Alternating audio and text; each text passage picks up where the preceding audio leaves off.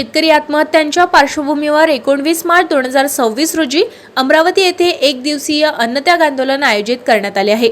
1986 मध्ये यवतमाळ जिल्ह्यातील चिलगवन येथील शेतकरी साहेबराव करपे, पत्नी मालतीताई व त्यांच्या 4 मुलांनी कर्जबाजारीपणा व नापिकीमुळे आत्महत्या केली होती। या घटनेचा 40वा स्मृतिदिन यंदा पाळण्यात येत आहे। या निमित्ताने शेतकरी चळवळीतील कार्यकर्ते व शेतकरी बांधव सकाळी 9 ते 3 वाजेपर्यंत अमरावतीतील पंचवटी चौक येथे शिक्षण महर्षी डॉक्टर पंजाबराव देशमुख यांच्या पुतळ्याजवळ एकत्र येऊन अन्नत्याग आंदोलन करणार आहे। दुपारी 3 वाजता सहवेदना सभेचे आयोजन करण्यात आले असून आत्महत्या केलेल्या शेतकऱ्यांना सामूहिक श्रद्धांजली अर्पण करण्यात येणार आहे।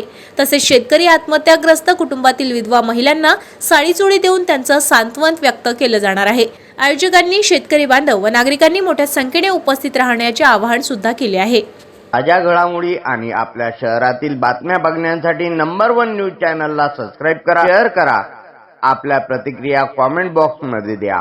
आपल्या बातम्या नंबर 1 न्यूज चॅनलवर बघण्यासाठी 99 21 58 96 63 या व्हॉट्सअपवर मेसेज करा।